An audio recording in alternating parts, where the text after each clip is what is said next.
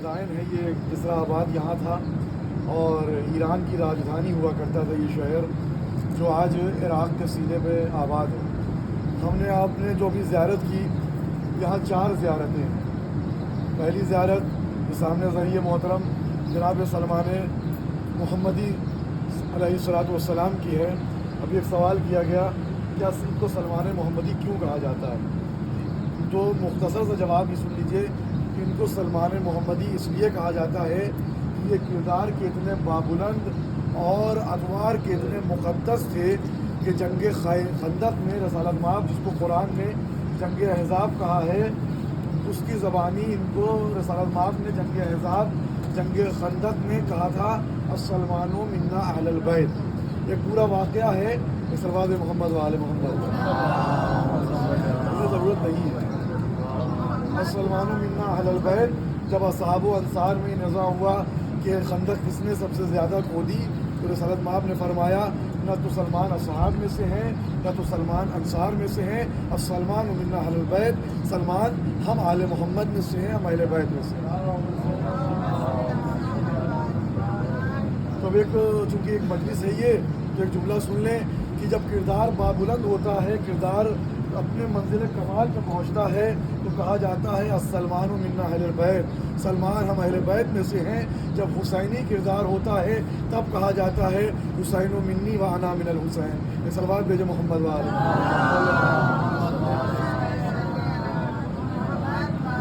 جناب سلمان فارسی ان افراد میں سے ہیں جن کو شرف حاصل ہے کہ یہ رسالت مآب کے بھی جنازے میں شریک تھے اور جناب فاطمہ کے بھی جنازے میں شریک تھے۔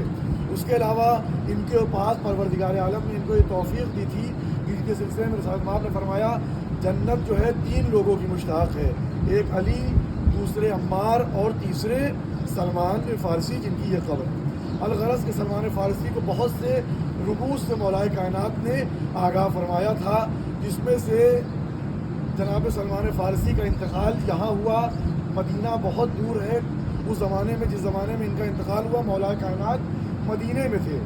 مدینہ یہاں سے کئی فرسخ کی دوری پہ واقع ہے، مگر جیسے ہی جناب سلمان فارسی کا انتقال ہوا مولائے کائنات باعجاز امامت تشریف لائے اور یہ مقام جو وہاں آپ دیکھ رہے ہیں وہاں پاس جناب سلمان فارسی کو غسل دیا، کفن دیا اور اسی مقام پہ جناب سلمان فارسی کو دفن کیا۔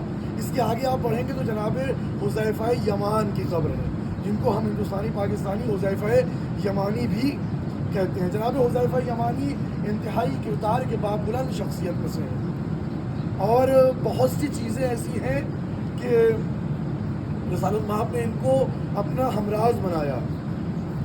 مکے سے پلٹ کے آ رہے ہیں، کسی نے چاہا کہ رسالت مآب کی اونٹنی کو بھڑکا دے تاکہ رسالت مآب ایک گڑھے میں گر جائیں، مگر انتظام قدرت یہ تھا کہ جناب حذیفہ کو رسالت مآب نے فرمایا کہ اچانک بجلی چمکی اور ان تمام لوگوں کے چہرے دکھ گئے جنہوں نے یہ حرکت کی تھی۔ اس کے سلسلے میں روایت میں ہے کہ اکثر خلیفہ دوم پوچھا کرتے تھے حذیفہ یمانی سے یہ بتاؤ کہیں رسالت مآب نے میرا نام تو نہیں لیا تھا۔ تو جناب حذیفہ یمانی کی خبر جو آپ یہاں دیکھ رہے ہیں پہلے یہاں نہیں تھی، یہاں سے 2 کلومیٹر کے فاصلے پہ واقع تھی۔ 1931 میں ابو الحسن اصفہانی کا زمانہ جو مرجع وقت آغائے خوئی کے استاد اور خود مسلم مرجع وقت تھے، ان کے زمانے میں ایک باڑھ آئی اور اس باڑھ میں پتہ چلا کہ ایک جنازہ ہے جو تر و تازہ ہے، اس کی شناخت کی ابو الحسن اصفہانی نے اور ان کو لا کے جناب حذیفہ یمانی کو جناب سلمان فارسی کے پہلو میں دفن کیا۔ اس کے آگے آپ پڑھیں گے تو جناب عبداللہ ابن جابر انصاری کی خبر ہے اور انہی کے پہلو میں جناب سید طاہر کی خبر ہے جو ہمارے اور آپ کے 5ویں امام محمد باقر علیہ السلام کے بیٹے تھے۔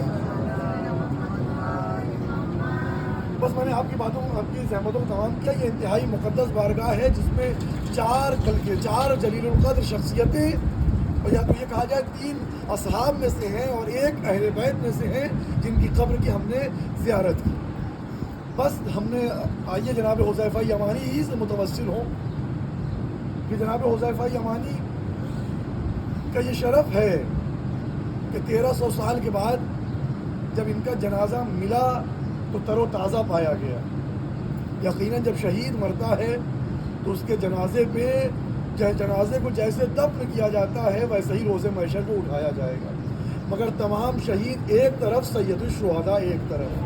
اے حذیفہ، یقیناً آپ شہید ہیں مگر حسین کا مرتبہ آپ کو حاصل نہیں ہو سکتا، اس لیے شہید سب ہیں، حسین ابن علی تنہا سید الشہداء ہے جس کی مثال ہوئے زمین پہ کہیں نظر نہیں آتی ہے۔ بس ہم نے یہ دیکھا ہے کہ جب کسی کو دفن کیا جاتا ہے، دفن کرنے کے بعد اس کے سر کو قبلہ رخ کر دیا جاتا ہے۔ ہم نے تاریخ میں یہ بھی دیکھا جب سید الشہداء کے دفن کے لیے امام زین العابدین باجازِ امامت تشریف لائے ہیں، ایک مرتبہ باپ کے جسم ناظرین کو دفن کرنے کے بعد دائی جانب دیکھتے ہیں، بائی جانب دیکھتے ہیں۔ بنو اسد نے سوال کیا، مولا کیا تلاش کر رہے ہیں؟ امام نے فرمایا میں کیا بتاؤں، استحباب شریعت میں سے ہے جب کسی کو دفن کرو تو اس کے چہرے کو جانب قبلہ رخ کر دو۔ میں کہوں گا اے سید سجاد، کم از کم باپ کے جنازے کو دفن تو کر دیا، یقیناً بعد میں سر دفن ہو جائے گا، مگر وہ آپ کا ششماہ بھیا علی اصغر اسے حسین نے دفن تو کر دیا تھا،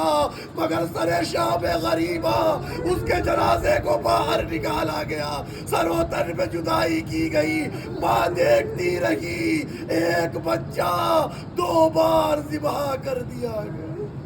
اللہ لعنت اللہ علیہ۔